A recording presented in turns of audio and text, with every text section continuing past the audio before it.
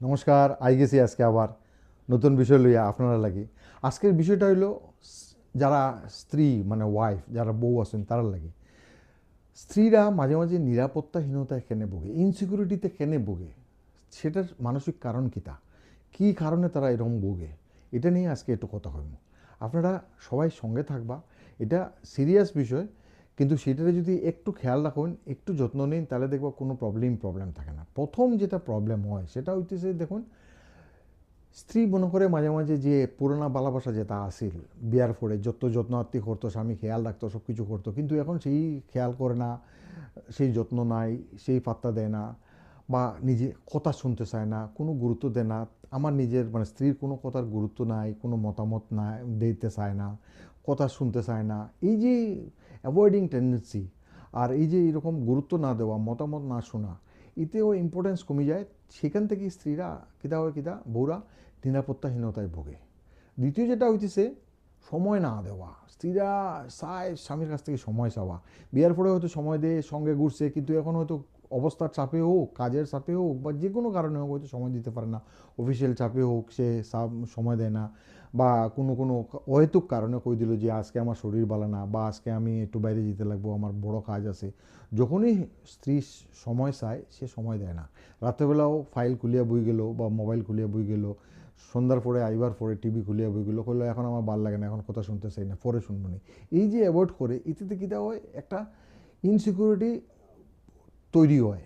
ইনসিকিউরিটির থেকে একটা একাকিত্ব আসে, দূরত্ব তৈরি হয় নিজের মধ্যে, এবং এখান থেকে নিরাপত্তাহীনতা আয়। তৃতীয় যেটা হইতেছে বিশ্বাস, যেটা যদি স্বামী মিথ্যা কথা কইতে শুরু করে, লুকাচুরি করতে শুরু করে, প্রতিশ্রুতি দিয়া প্রতিশ্রুতি ভঙ্গ করে, নানা রকমের উল্টাপাল্টা কথা কয়, কিন্তু যার বিশ্বাসযোগ্যতা নাই, এবং সন্দেহের প্রকোপ তৈরি হয়, মানে এমন কোনো কথার থেকেই যেন স্ত্রীর মধ্যে সন্দেহ তৈরি হয়। এতে কী দেখবো, বিশ্বাসটা নষ্ট হইতে শুরু করে। বিশ্বাস নষ্ট হতে শুরু করলেই অনিশ্চয়তা তৈরি হয় তার মনের মধ্যে, এবং অনিশ্চয়তার মধ্যে তার মধ্যে ভয় আতঙ্ক আয়, এবং এখান থেকে নিরাপত্তাহীনতাটা আয়।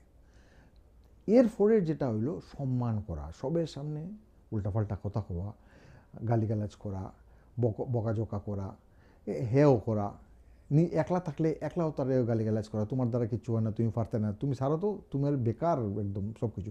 এই ধরনের হেও কথাবার্তা, অনুপযুক্ত কথাবার্তা, অসম্মানজনক কথাবার্তা কইলে কীটা হয়, সে মন ছোটো হয়ে যায়, তার নিজের আত্মবিশ্বাস নষ্ট হয়ে যায়, সাহস নষ্ট হয়ে যায়, নিজের প্রতি তার মনে হয় যে হে কিচ্ছু করতে পারে না। এখান থেকে নিরাপত্তাহীনতাটা তার মধ্যে আইতে শুরু করে। আরেকটা জিনিস হইল গিয়া, যেটা হইল যে অর্থনৈতিক সমস্যা। পরিবারে যদি সাডেনলি অর্থনৈতিক সমস্যা দেখা দেয়, টাকা পয়সার টানাপোড়েন শুরু হয়, তাহলে স্ত্রীর মধ্যে একটা অনিশ্চয়তা দেখা দেয় যে পরিবার কিভাবে চলবো, বাচ্চারা কিভাবে সামলাইবো, ভবিষ্যৎ কিভাবে চলবো, কেমনে সব কিছু সামলাইমু, টাকা না থাকলে আমরা কেমনে চলবো, বোকা মরে যাবো। এই ধরনের অনিশ্চয়তার থেকে নিরাপত্তাহীনতা আসে। বা স্বামী যদি অন্য জায়গায় টাকা পয়সা খরচা করে, বাড়িতে না দেয়, উল্টাপাল্টা খরচা করে, বাড়ি চলতেছে না, তখন স্ত্রী স্বাবলম্বী যদি না থাকে, নিজের ইনকাম না থাকে, তখন সে অনিশ্চয়তায় ভুগে। কারণ হলো, হে কেমনে যদি স্বামী তারা ছাড়িয়া যায় গিয়া, বা কয় যায় যে তুমি যাও গিয়া, থাকতে পারতে নাই কেন, বাচ্চা লইয়া যাও গে, তো এই যে নিরাপত্তাহীনতা, এই যে অনিশ্চয়তার থাকি তার মধ্যে একটা টেনশন তৈরি হয়। এই যে অযথা এই অনিশ্চয়তার থাকি নিরাপত্তাহীনতাটা তার মধ্যে আসে।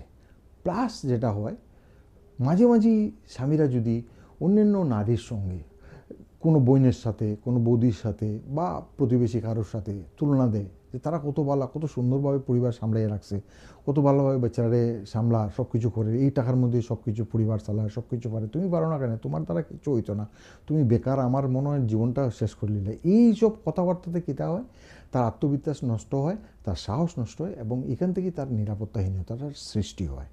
প্লাস অতীতে যখন বাড়িতে কোনো সমস্যা থাকাকালে, কোনো সম্পর্ক থাকিয়া থাকলে, বা বাড়ির যে সমস্যা অতীতকালে ছোটো বয়সে যে বাড়ির অর্থনৈতিক সমস্যা হোক, বাড়িতে মানসিক সমস্যা থাকতো, সেইগুলো যদি মাঝে মাঝে আই যায় মনের মধ্যে, সেই জায়গার থেকেই ভয় সৃষ্টি হয়।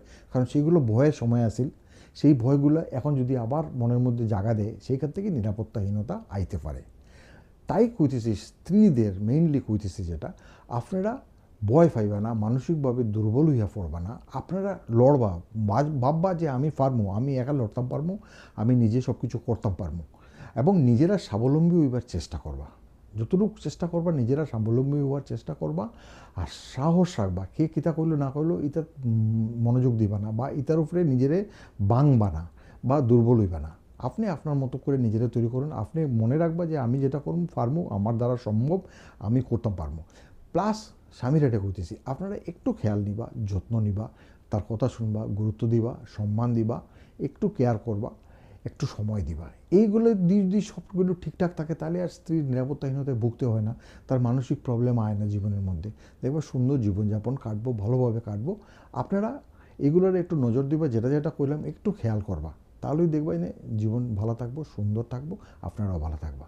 নমস্কার, ভালো থাকবেন।